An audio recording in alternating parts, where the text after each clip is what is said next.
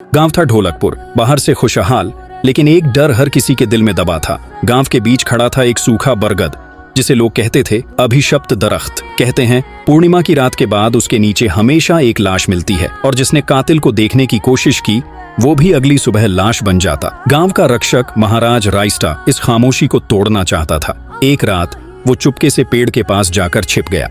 रात के 2 बजे एक धीमी गूंज सुनाई दी।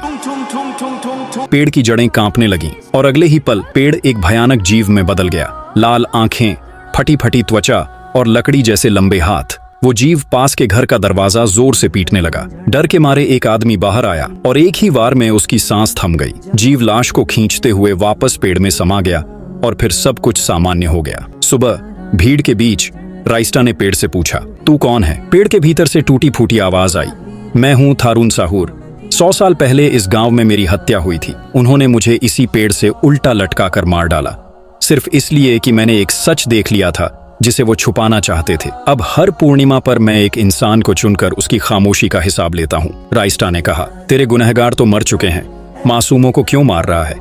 कुछ पल खामोशी रही, फिर आवाज आई, अगर तुम चाहते हो मैं रुक जाऊं तो मेरी याद में एक दीप जलाओ। उस रात पूरे गांव ने दिए जलाए। धीरे धीरे पेड़ ने आग पकड़ ली और धुएं के साथ ठुन ठुन साहूर की आत्मा मुक्त हो गई। उस दिन के बाद ढोलकपुर में कभी कोई लाश नहीं मिली, लेकिन आज भी अगर कोई उसकी कहानी भूल जाता है तो आधी रात को वही आवाज सुनाई देती है।